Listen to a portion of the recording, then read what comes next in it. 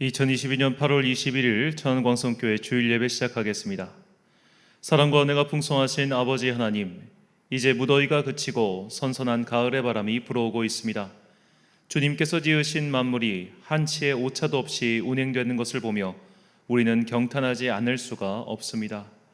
창조주 하나님께서 우리의 참된 부모가 되어주심에 감사드리며 영과 진리의 예배를 드립니다. 우리의 경배를 받아주시고 하늘의 신령한 것과 땅의 충만한 것으로 우리의 영육을 강건하게 하옵소서. 우리를 하나님의 자녀로 삼으시기 위해 이 땅에 오신 예수 그리스도의 이름으로 기원하옵나이다. 아멘. 사도신경으로 우리의 신앙을 고백하겠습니다. 나는 전능하신 아버지 하나님 천지의 창조주를 믿습니다. 나는 그의 유일하신 아들 우리 주 예수 그리스도를 믿습니다.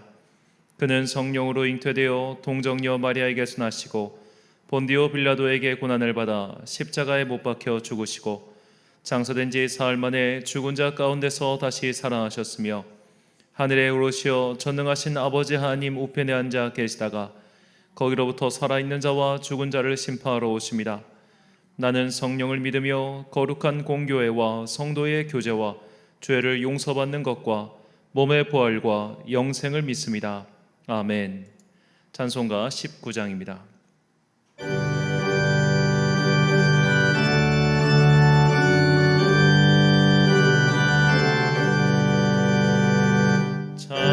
찬송하는 손이 있어 사람 기뻐하도다. 우리 아버지의 뜻은 거룩거룩하도다. 세상 사람 찬양하자. 거룩하신 하나님께 할렐루야 할렐루야 할렐루야 아멘. 하나님의 나라 권세 영원토록 있도다. 하나님의 영광 나라 거룩거룩하도다. 하늘 보좌 계신 주님 세상 주관하시도다. 할렐루야 할렐루야 할렐루야 아멘. 하나님의 크신 섭리 그 뜻대로 되도다. 우리 아버지의 뜻은 거룩거룩하도다. 주여 속히 임하셔서 기쁜 날을 주옵소서. 할렐루야 할렐루야 할렐루야 아멘.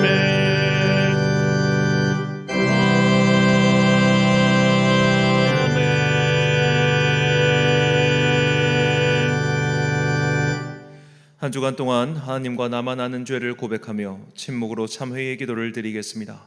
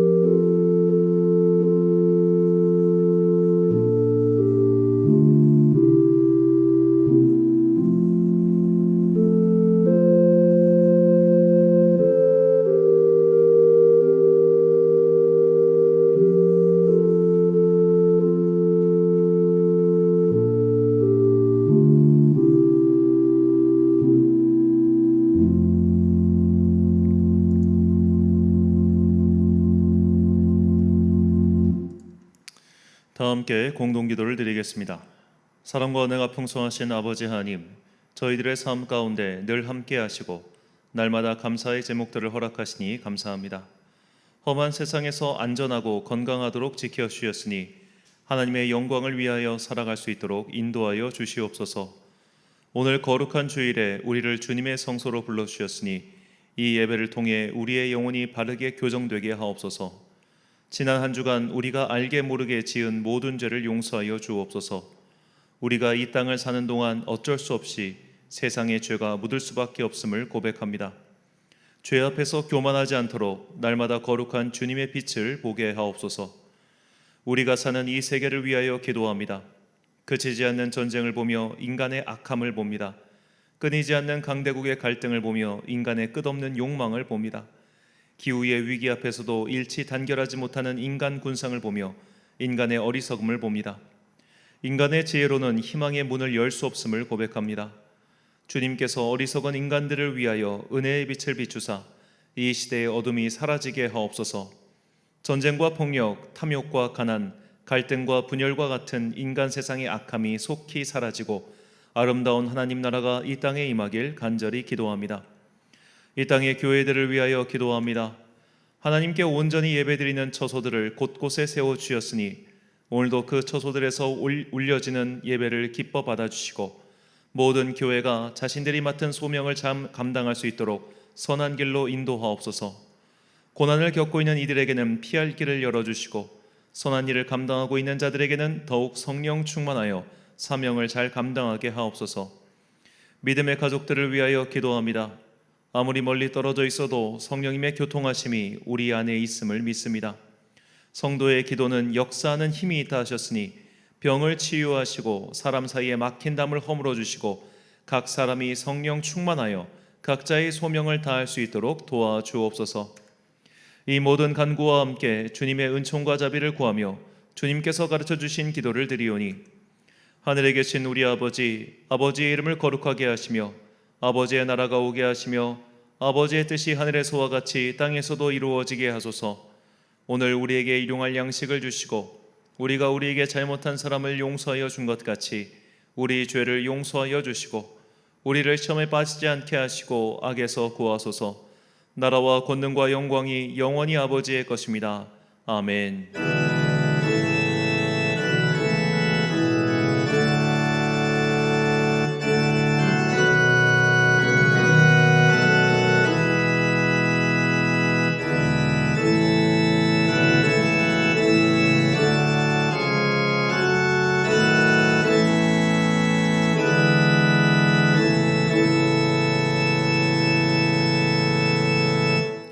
사제의 말씀 선포하겠습니다. 여호와여, 나의 발이 미끄러진다고 말할 때에 주의 인자하심이 나를 붙으셨사오며 내 속에 근심이 많을 때에 주의 위안이 내 영혼을 즐겁게 하시나이다. 아멘.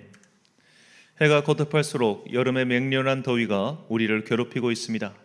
지구온난화의 영향을 체감하지 못하는 사람이 없을 정도입니다. 하지만 인간의 탐욕으로 지구가 망가져가도 하나님께서는 그럼에도 불구하고 우리에게 가을의 은총을 내려주십니다. 이 변함없는 하나님의 신실한 사랑에 아멘으로 응답하는 성도들이 되시길 축복합니다. 그 변함없는 사랑에 의지하여 오늘도 자신의 소명에 충실하게 살아가는 여러분과 제가 되시길 축원합니다. 교독문 42번을 함께 교독하시겠습니다. 새 노래로 여호와께 찬송하라. 그는 기이한 일을 행하사 그의 오른손과 거룩한 팔로 자기를 위하여 구원을 베푸셨음이로다. 여호와께서 그의 구원을 알게 하시며 그의 공의를 문나라의 목전에서 명백히 나타내셨도다. 그가 이스라엘의 집에 베푸신 인자와 성실을 기억하셨으므로 땅끝까지 이르는 모든 것이 우리 하나님의 구원을 보아도다. 온 땅이여 여호와께 즐거이 소리칠지어다. 소리내어 즐겁게 노래하며 찬송할지어다. 수금으로 여호와를 노래하라. 수금과 음성으로 노래할지어다. 나팔과 호각 소리로 왕이신 여호와 앞에 즐겁게 소리칠지어다. 바다와 거기 충만한 것과 세계와 그 중에 거주하는 자는 다 외칠지어다. 함께 있습니다. 여호와 앞에서 큰 물은 박수할지어다. 산악이 함께 즐겁게 노래할지어다. 아멘. 찬송가 408장 찬양하겠습니다.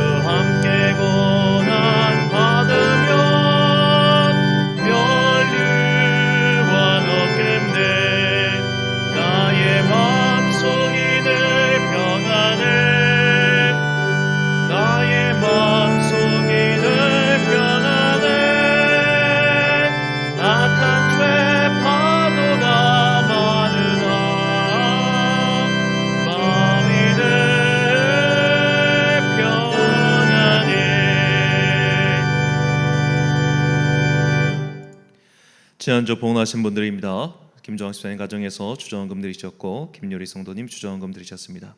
11조헌금 한승원 한윤서 어린이 드렸습니다. 송 집사님 가정에서 11조헌금 드리셨습니다. 감사헌금 남분호 권사님, 그리고 인천 마가이 다락방 출석하시는 오옥희 권사님, 또 특별한 감사헌금 드리셨습니다. 온양제일교회 부목사로 섬기시는 백만기 목사님께서 또 목적헌금 보내오셨습니다. 1,000번째 헌금 드렸습니다. 드린 예물 위하여 봉헌기도 드리겠습니다. 사랑과 은혜가 충만하신 아버지 하나님, 지난 삶을 다 되돌아보면 하루하루가 기적의 연속임을 고백하지 아니할 수가 없습니다. 분명히 주님께서는 참으로 신실하게도 사르반 여인에게 베풀어 주신 그 은총을 우리 교회에도 동일하게 보여주고 계십니다. 우리는 단지 하나님의 말씀에 순종하여 하나님의 일을 했을 뿐인데, 그것도 너무나 작은 일을 했을 뿐인데, 주님께서는 지금까지 한 번도 부족함 없이 우리의 삶을 채워주셨고 지금까지도 함께하고 계십니다. 이 믿음의 증거가 우리 성도들의 마음 가운데 더욱더 큰 믿음의 씨앗으로 자라나게 하여 주옵소서. 하나님의 뜻에 순종하고 주님의 일을 하는 사람들에게는 주님께서 그 나머지 것들을 책임져 주시고 채워주신다는 것을 그들의 삶을 통하여, 그리고 교회를 통하여 배우고 깨닫고 또한 믿게 하여 주옵소서. 그리하여 이 땅을 살아가는 동안 우리가 좌로나 우로나 치우치지 아니하고 오로지 한 길, 주님께서 가신 그 길만을 바라보며 받은 소명을 충실하게 이행하는 당신의 거룩한 자녀들 되게 하여 주옵소서. 오늘도 이 땅을 사는 동안 내가 얻은 것들을 다시 주님께 올려드립니다. 우리가 이 땅을 사는 동안 이 얻은 모든 것들을 다시 주님께 올려드리는 것은 내가 세상에서 명예와 권세를 얻기 위하여 당신을 섬기는 것이 아니라 오직 주님께 영광 돌리기 위하여 사는 존재임을 다시 한번 고백하는 것이오니 우리의 예물을 기뻐 받아 주옵소서. 우리가 주님께 단지 이 세상에서 얻을 것이 그저 평안과 안식뿐이라면, 사람들의 칭송과 사람들의 박수 갈채뿐이라면 그것은 너무나 허무한 것임을 다시 한번 고백합니다. 우리는 하나님 나라를 믿는 사람들입니다. 하나님 나라를 바라보며 사는 사람들입니다. 이 시간 당신 앞에 나와 예배드린 모든 성도들에게 이 하늘의 완전한 소망과 그리고 평안이 거하게 하여 주시옵소서. 오늘 예배를 통하여 주신 말씀이 우리의 삶에 진정한 주님의 나침판이 되기를 소망하오며, 이 모든 말씀 우리를 사랑하시는 예수님의 이름으로 기도드립니다. 아멘.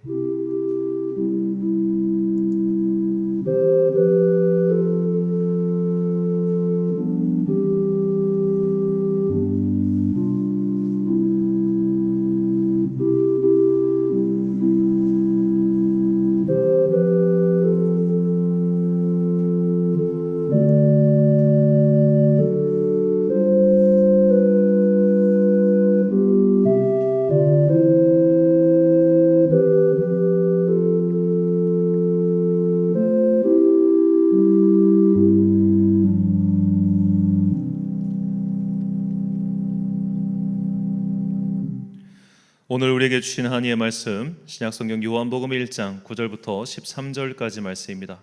요한복음 1장 9절부터 13절까지의 말씀, 이제 봉독하겠습니다. 하나님의 말씀 경청하십시오. 참빛 곧 세상에 와서 각 사람에게 비추는 빛이 있었나니 그가 세상에 계셨으며 세상은 그로 말미암아 지은 바 되었으되 세상이 그를 알지 못하였고 자기 땅에 오매 자기 백성이 영접하지 아니하였으나 영접하는 자 곧 그 이름을 믿는 자들에게는 하나님의 자녀가 되는 권세를 주셨으니 이는 혈통으로나 육정으로나 사람의 뜻으로 나지 아니하고 오직 하나님께로부터 난 자들이니라. 아멘. 그 아버지와 이 아버지는 다르다라는 제목으로 하나님의 말씀 선포하겠습니다. 예전에 그 EBS에서 제가 봤던 교육 다큐멘터리 내용입니다. 그 다큐멘터리의 주제는 아버지와 어머니가 각각 자녀의 학습 능력에 어떤 영향력을 미치는가에 대한 내용들이었습니다. 자녀에게 아버지와 어머니 중 둘 중 누가 더 큰 영향을 미칠까요? 너무나 당연하게도 어머니가 훨씬 더 큰 영향력을 미칩니다. 어느 학습자는 말하기를 그 어머니의 존재란 자녀에게 24시간 켜져 있는 광고판과 같다고 이야기할 정도입니다. 그러니까 어머니가 사실 어떤 말을 하고 어떻게 자녀를 양육하는가가 자녀에게 굉장히 큰 영향을 미친다는 것이죠. 자, 그런데 여기서 한 가지 중요한 점이 있습니다. 자, A라는 엄마와 B라는 엄마가 있을 때 이 A라는 엄마가 자녀에게 미치는 영향력과 B라는 엄마가 자녀에게 미치는 영향력, 이 편차가 크지 않다는 겁니다. 그러니까 모든 세상의 어머니는 자녀에게 절대적인 영향력을 미치는데, 영향력을 나쁘게 미치는 어머니, 그 학습 능력에 한해서 영향력을 적게 미치는 어머니나 영향력을 크게 미치는 어머니나 그 점수의 차가 크지 않다는 겁니다. 즉 엄마가 자녀에게 최대한 열심히 자녀를 가르치고 양육하는 그 점수를 100점이라고 쳤을 때 그렇게 하지 못하는 엄마의 점수도 60점이라는 거죠. 자, 그래서 그 다큐멘터리가 이런 결과를 얘기했는데, 부모가 자녀에게 학습 능력에 미친 영향력, 어머니는 못해도 60점이라는 겁니다. 못해도 60점, 잘하면 100점인데 이 아버지의 존재가 흥미로워요. 아버지는 빵점에서부터 100점까지라는 겁니다. 최근에 물론 이제 약간 우스갯소리로 한 자료이긴 하겠지만, 이 노벨상 수상자들의 부모가 어떤 사람들인지에 대한 미국에서 연구가 있었다고 합니다. 자, 그런데 이 노벨상 수상자의 부모를 연구해 보니까 엄마가 자녀에게 미치는 영향력은 사실 판별이 불가능하다는 거예요. 너무 다 제각각이라는 겁니다. 근데 아버지에 대해서는 한 가지 공통점이 있대요. 노벨상 수상자 아버지의 50%가 일찍 돌아가셨거나 혹은 이 편모 가정에서 그들이 컸다는 겁니다. 그러니까 아버지라는 존재가 이 자녀의 학습 능력에 어떻게 보면 결정적인 영향력을 미치지 않는다는 뜻이기도 하겠죠. 또한 이것은 반대로 아버지라는 존재는 빵점에서부터 100점까지 정말로 큰 영향력을 끼칠 수 있는 존재라는 겁니다. 자, 이런 학습 능력에 대한 발표 외에도 이 아버지라는 존재가 이 자녀에게 미치는 영향력에 대한 또 다른 연구가 있는데, 그것은 바로 범죄입니다. 자, 범죄에 있어서 자녀는, 특히 아버지는 자녀에게 굉장히 큰 영향력을 미칩니다. 나쁜 쪽으로 말이죠. 그러니까 엄마가 자녀에게 미치는 영향력을 굉장히 좀 선한 영향력이 큰데 반해서 아버지는 선한 영향력도 크게 줄 수 있지만 반대로 나쁜 영향력도 훨씬 크게 줄 수 있다는 거예요. 이 어머니가 자녀에게 미치는 나쁜 영향력의 그것보다 아버지가 자녀에게 미치는 나쁜 영향력이 훨씬 큽니다. 그래서 아버지가 범죄자일 경우 자녀가 범죄자일 확률은 90%가 넘는다고 합니다. 그리고 아버지가 자녀에게 폭력을 휘둘렀을 경우 그 자녀 또한 자녀에게 폭력을 휘둘릴 확률이 그에 못지않다고 하지요. 이처럼 아버지란 존재는 긍정적인 영향부터 부정적인 영향력까지 굉장히 그 스펙트럼이 넓다는 것을 우리가 알 수 있게 됩니다. 자, 여기서 우리에게 굉장히 중요한 한 가지 통찰이 생깁니다. 내가 좋은 부모 밑에서 크면 참 다행이겠지만 나쁜 아버지를 만났을 수도 있습니다.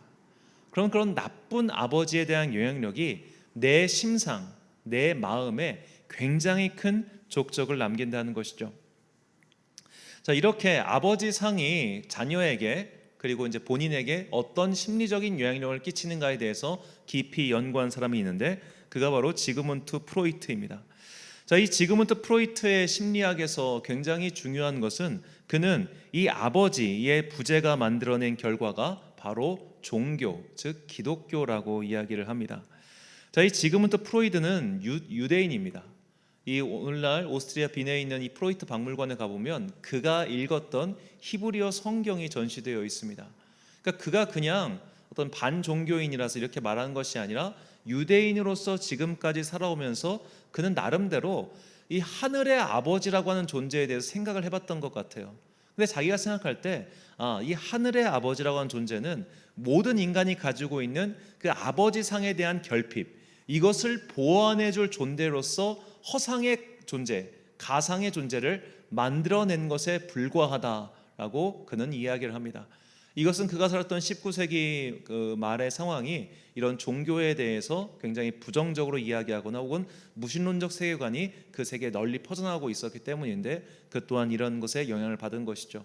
사실 이 프로이트의 종교관은 그가 오리지널로 창작한 것이 아니라 포이에르바허라고 하는 그 이전의 무신론자로부터 영향력을 받은 것을 조금 더 대중적인 언어로 바꾼 것에 불과합니다.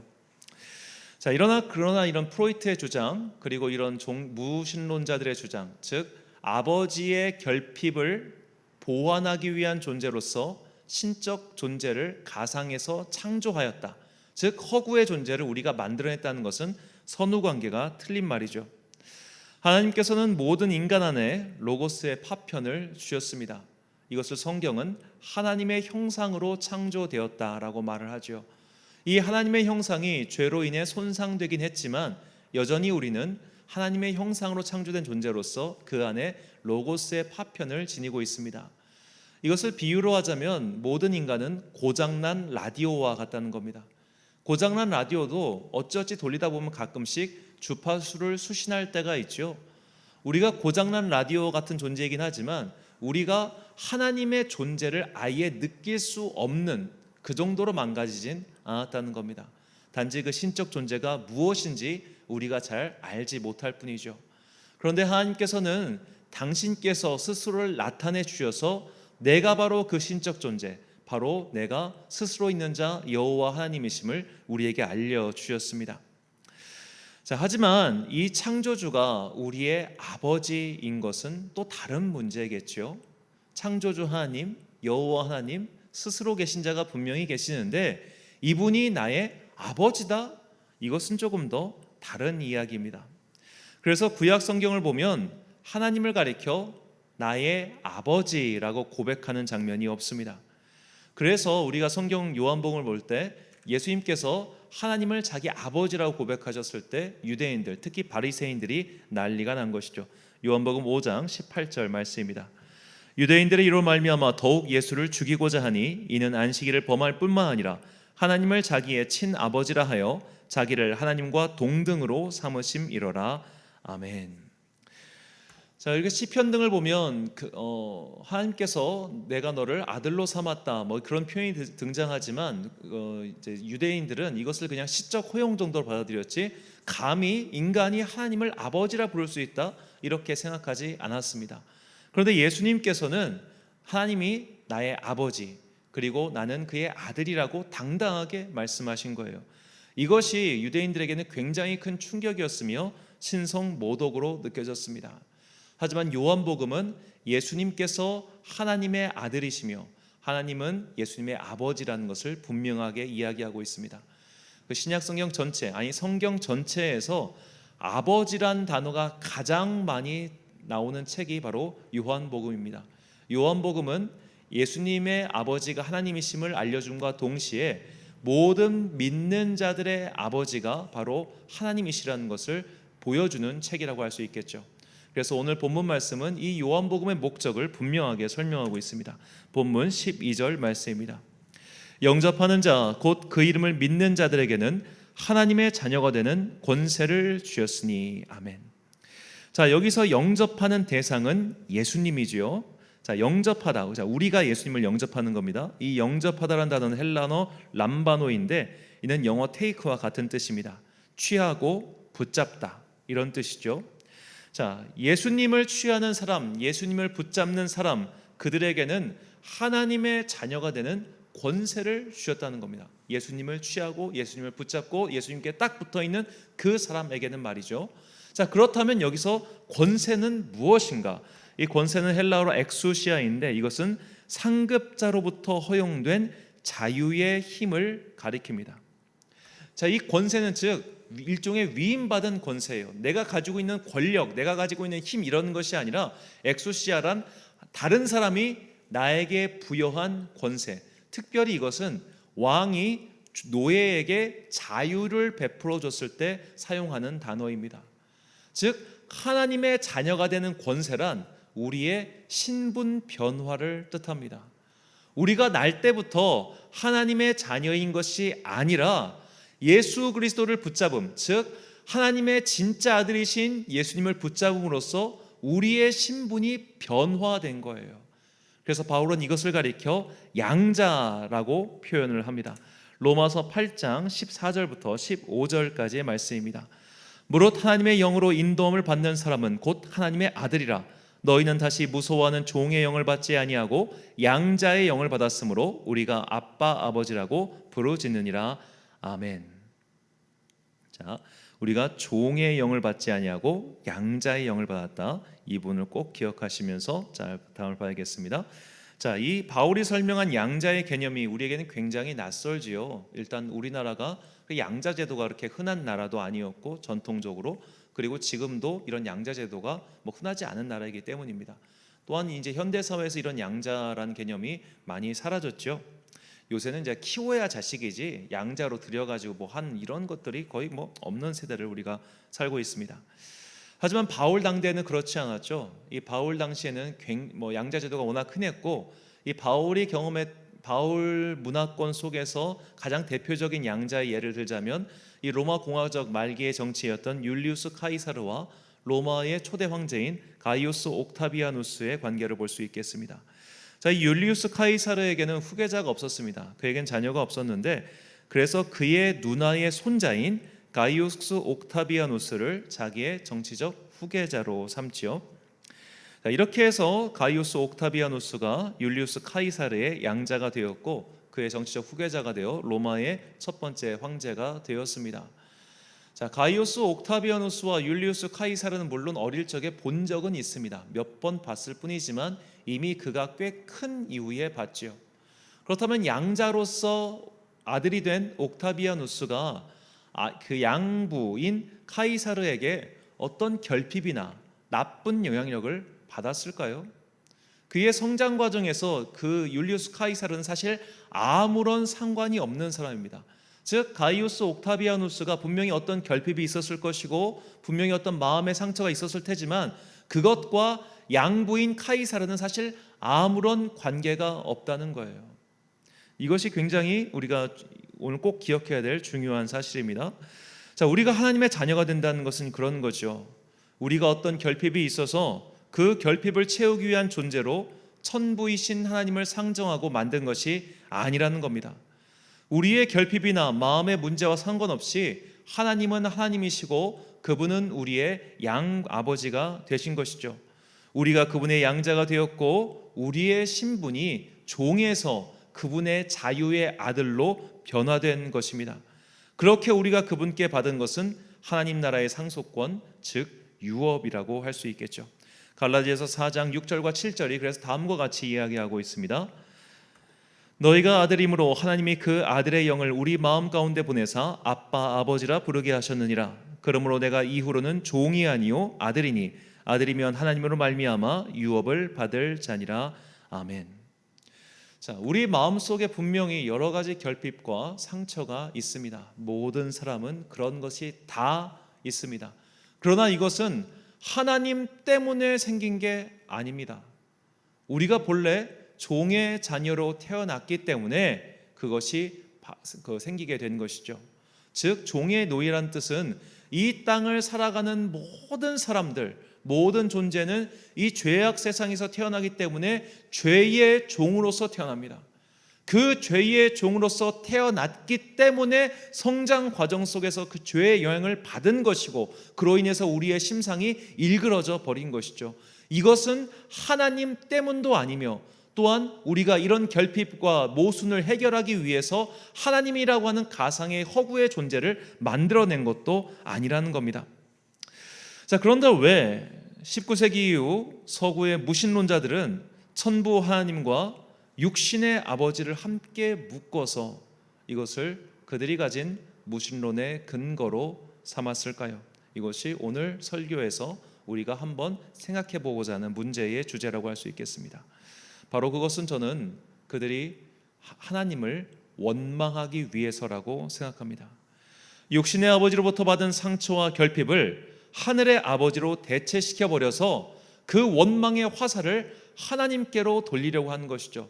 즉 하나님을 허구의 존재로 만들어 놓은 다음에 그 허구의 존재를 향해서 원망의 화살을 빗발치듯 쏟아붙이기 위해서 그들은 무신론의 주장을 하기 시작한 것입니다. 그들도 모두 죄된 세상에서 태어나서 죄로 말미암아 마음에 어떤 일그러짐이 있었는데 이 일그러짐의 원인이 바로 이 천부 하나님께 있다. 그런데 이 하나님은 가상의 존재다. 이 가상의 존재를 없애야지만 우리 마음속에 있는 이 결핍과 원한과 상처가 치유될 수 있다. 이것이 그들의 주장인 것이죠. 이런 서구 사람들, 특히 무신론자들의 마음속에는 바로 이런 천부 사례, 친부 사례의 마음, 즉 오이디푸스 컴플렉스가 있다고 볼 수 있겠습니다. 오이디푸스 컴플렉스란 이 프로이트가 설명한 개념으로 이 그리스 신화에서 나온 이야기입니다. 간단히 말하자면 어린아이가 아버지를 경쟁 상대로 보고 대적하려는 심리를 가리키죠. 자, 이 이야기는 그리스 신화에서 나온 이야기입니다. 테베의 왕 라이오스는 자신의 아들이 자신을 죽일 것이라는 신탁을 받습니다.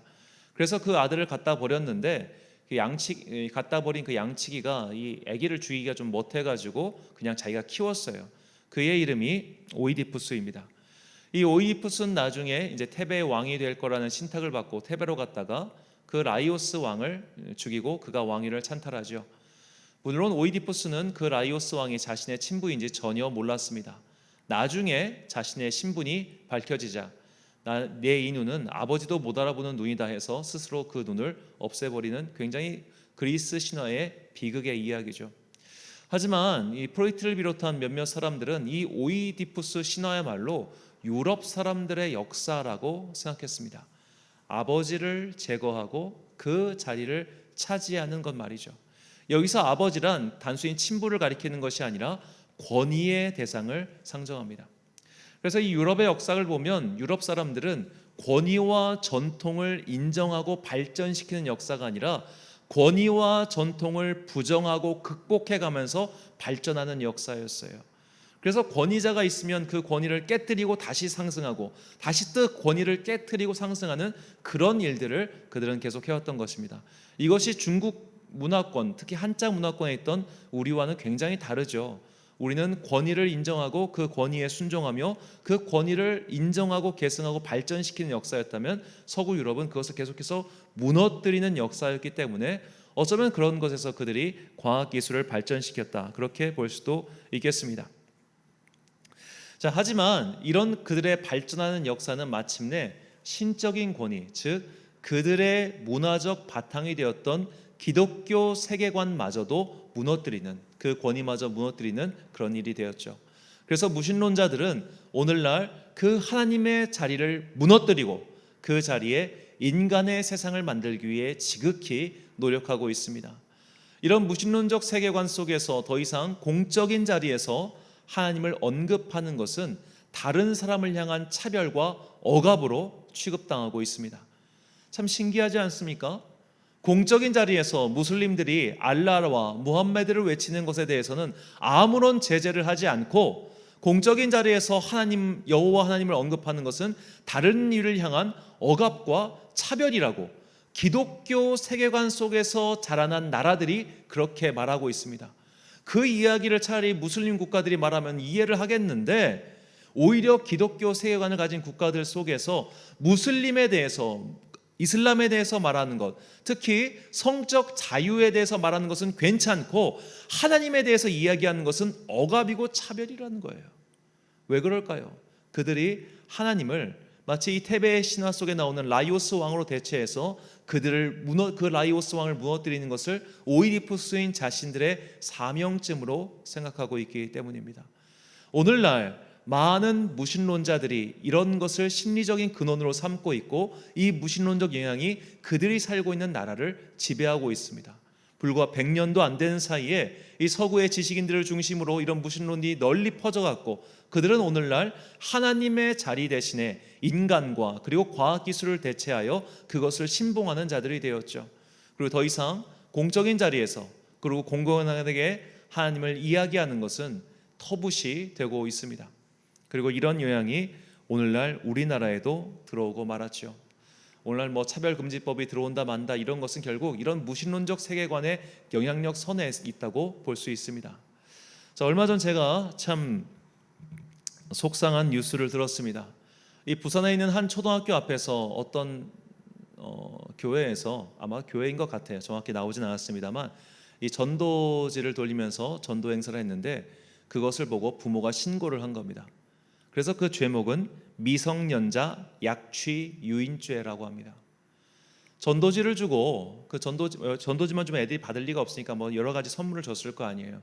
그런 것들이 미성년자를 약취하는 행위라는 겁니다. 기망이나 유혹을 수단으로 하여 미성년자로 하여금 착오에 빠지게 하고 실력적 지배하에 두는 행동이 바로 오늘날 학교 앞 전도래요.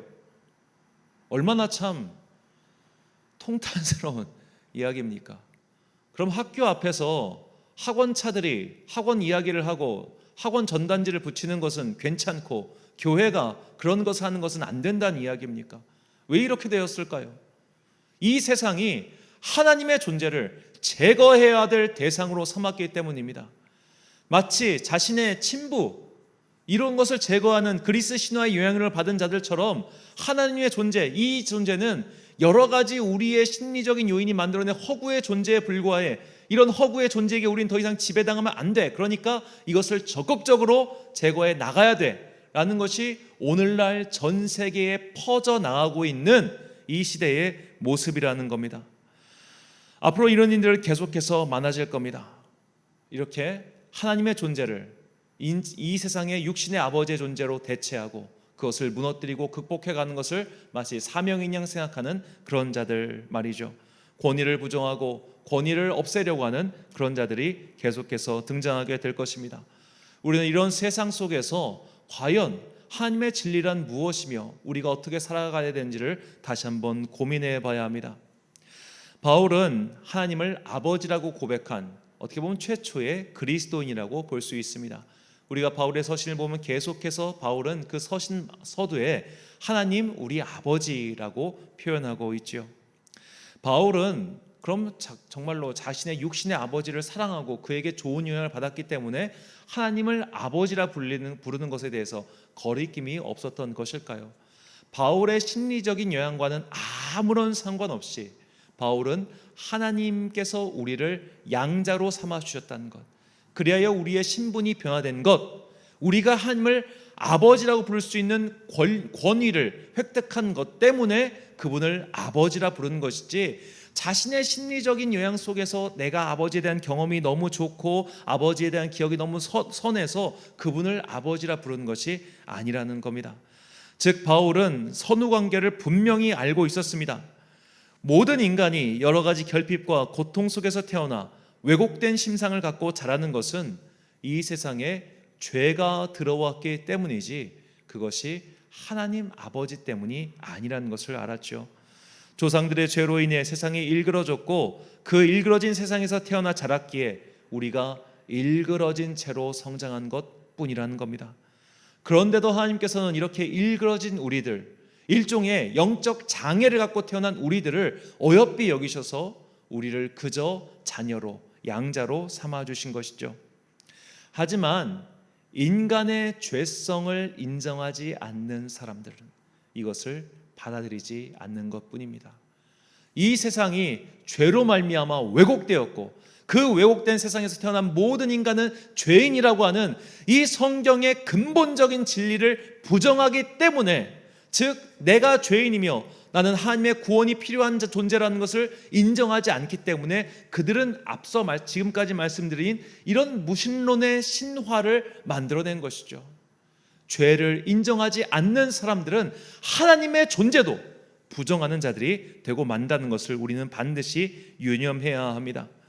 죄로 인해 세상에 왜곡이 생겼다고 말하고 그 왜곡이 너의 심상을 일그러뜨렸다고 설명하면, 이렇게 전도하면 그 누구도 기뻐하지 않습니다.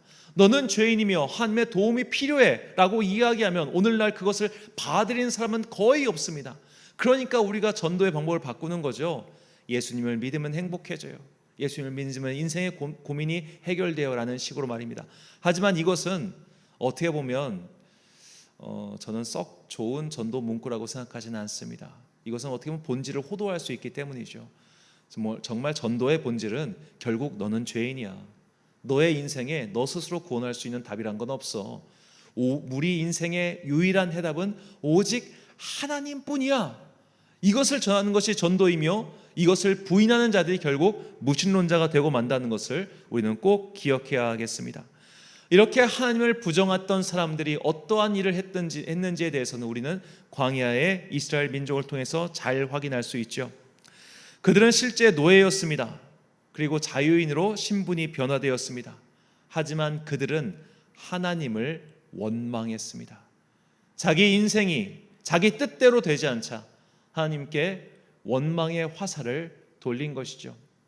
어쩌면 오늘날 대다수의 무신론자들과 그리고 무신론을 신봉하는 자들은 하나님을 원망하기 위해서, 하나님께 원망의 화살을 돌리기 위해서 이런저런 이론들을 갖다 붙인 것이라 저는 또 그런 생각이 들기도 합니다.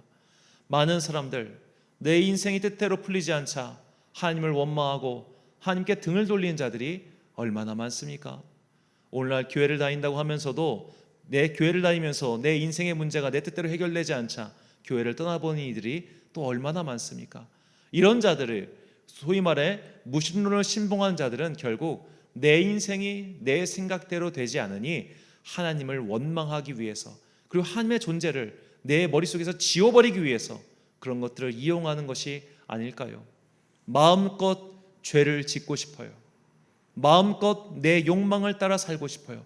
그러니까 하나님을 부정한다. 바로 이 말입니다. 그래서 이들의 주장은 그럴듯해 보이지만 사실 말이 되지 않는 것이죠.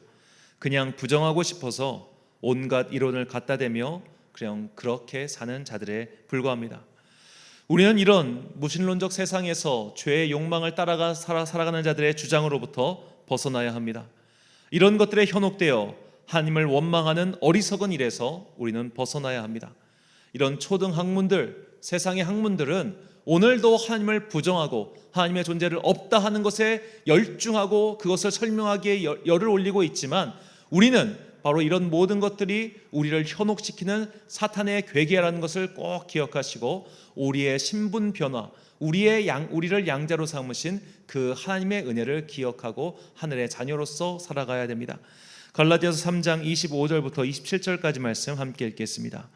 믿음이 온 후로는 우리가 초등교사 아래에 있지 아니하도다. 너희가 다 믿음으로 말미암아 그리스도 예수 안에서 하나님의 아들이 되었으니 누구든지 그리스도와 합하기 위하여 세례를 받은 자는 그리스도로 옷 입었느니라. 아멘.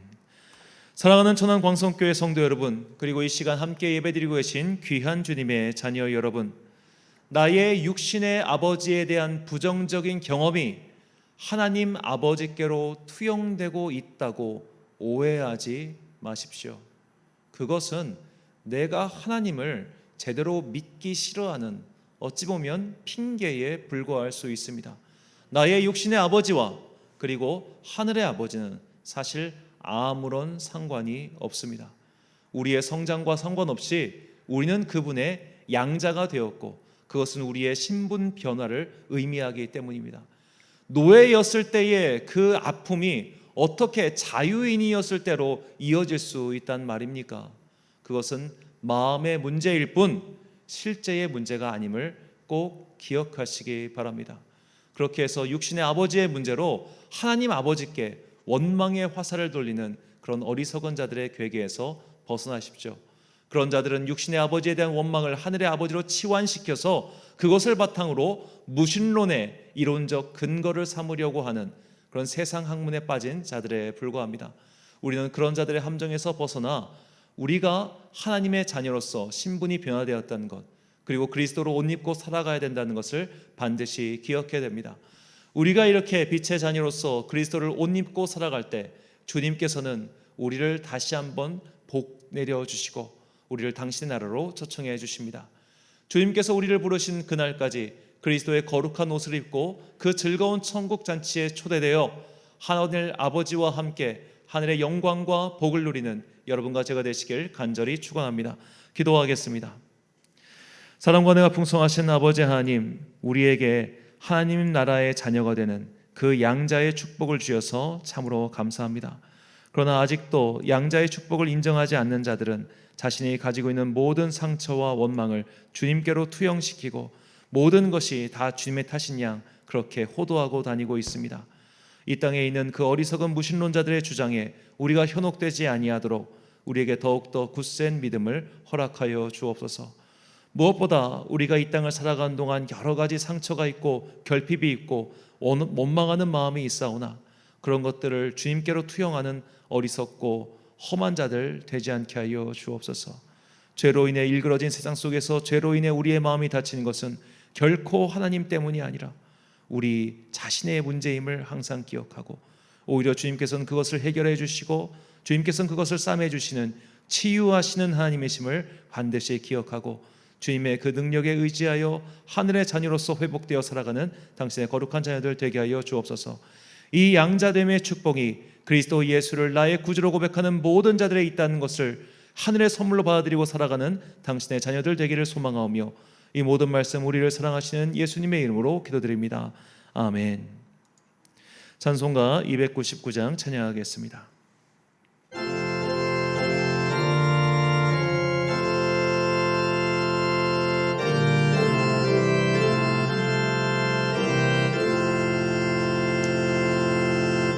하나님 사랑에 온전한 참사랑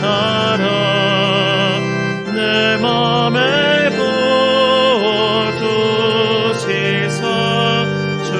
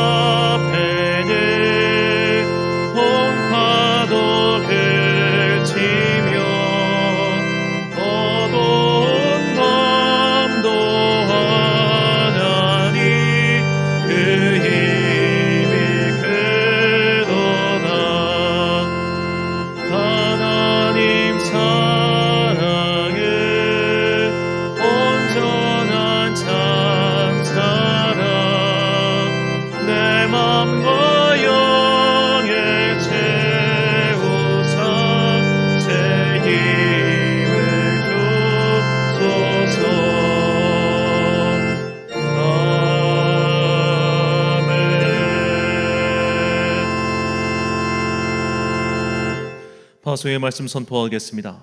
완전한 육신의 아버지는 없습니다. 그래서 모든 인간은 크든 작든 결핍을 안고 있습니다. 그 결핍이 눈덩이처럼 커져서 우리의 삶을 왜곡하곤 합니다. 그러나 하늘의 아버지는 그런 아버지와 다른 분입니다. 완전하신 하늘 아버지께서 우리를 양자로 삼아 주셨습니다. 이 양자됨의 축복과 은혜를 기억하시고 이 땅을 사는 동안 하늘의 자녀로서 거룩하고 신실하게 살아가시길 주님의 이름으로 축원합니다. 축도로 예배를 마치겠습니다.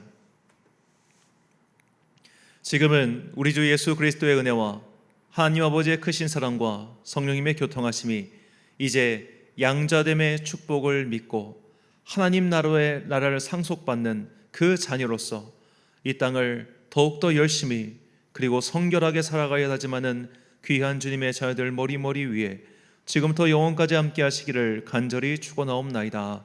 아멘.